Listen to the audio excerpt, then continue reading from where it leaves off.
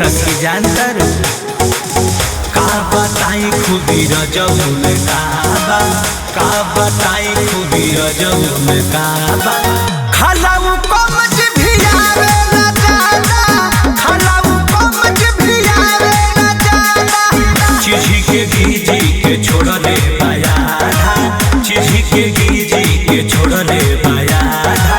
खलाऊ कमज भी आवे ना जादा, खलाऊ कमज भी आवे ना जादा। माई रे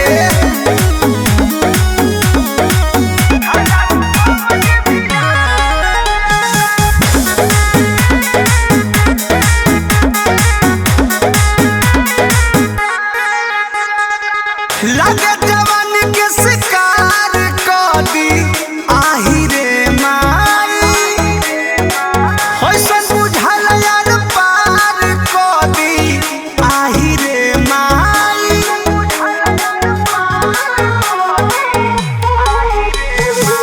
लगे जवान के शिकार कदी आही रे माई, होइसन बुझल यार पार कदी आही रे माई।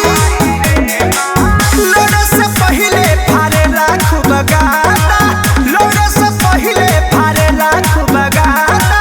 खलाऊ कमज भी आवे ना जादा, खलाऊ कमज भी आवे ना जादा।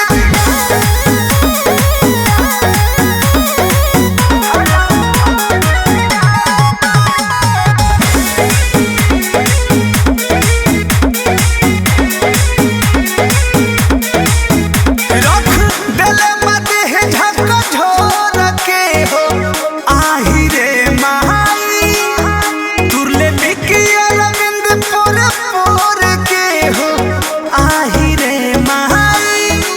सोनू के संगत कइले बाड़े, रख देले मदेह झकझोर के हो आही रे माई, तुरले बिकिया रविंद पोर पोर के हो आही रे माई। देखे में लागे परमोध सीधा साधा, देखे में लागे परमोध सीधा साधा। खलाऊ कमज भी आवे ना जादा, खलाऊ कमज भी आवे ना जादा। गजल बदले चिझी के गीजी के छोड़ दे पाया था, चिझी के गीजी के छोड़ दे पाया।